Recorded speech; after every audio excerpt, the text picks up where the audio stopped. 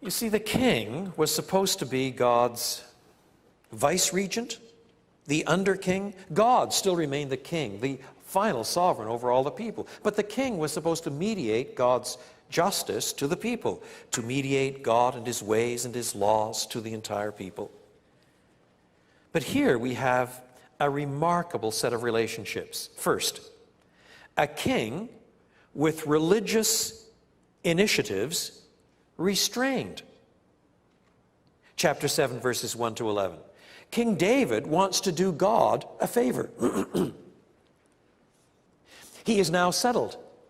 The very first verse says that they're enjoying rest. There's this theme of rest again. Rest now from their enemies. Rest in the promised land. And he looks around, and he's been in the capital city long enough that he's got a fine palace for himself. And still the center for corporate worship for the entire nation is this now slightly ratty tent. And he remembers that indeed in the book of Deuteronomy, back at the time of Moses, there had been promise ultimately of a permanent center. So he thinks, well, it's about time. Why not me? That's what I would like to do. And Nathan the prophet says, great idea. God's with you, go right ahead. Then God intervenes and says to Nathan, not quite so fast. This is not the way it's going to happen. And he gives 2 or 3 reasons why it will not be so. First, verses 5 to 7, God alone takes the initiative in these turning points in the story of the Bible.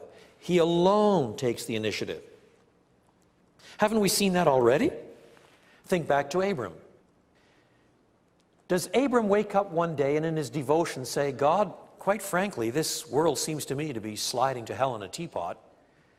I think we should do something about it. I think we should start some new race amongst the human race, a kind of subunit. I'd like to head it. I'll be the great granddaddy of this entire new humanity. We'll call them Hebrews. You can be our God and we'll be your people. You tell us what to do, we'll obey you, and we'll start off this whole new dynastic structure. Isn't that a great idea? And this new race, this new covenant community will show the world what it's like to be in right relationship with you. Is that the way it happened?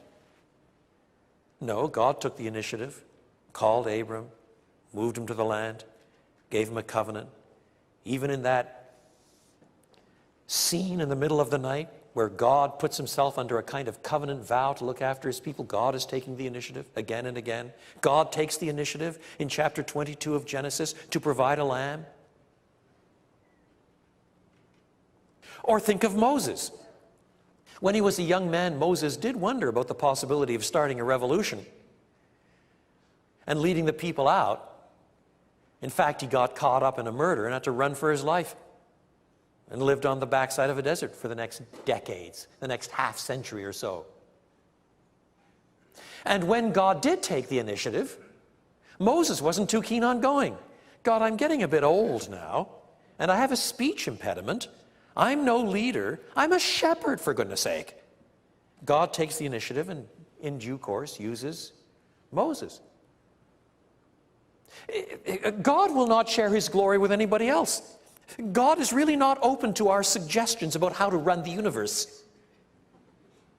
And that is, in effect, his first objection. Go and tell my servant David, this is what the Lord says, are you the one to build me a house to dwell in?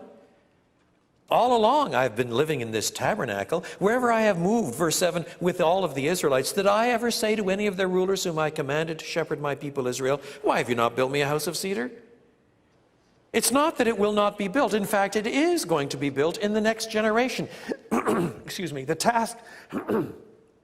It is going to be built in the next generation. The task is going to be assigned to David's son, King Solomon. But God will take the initiative.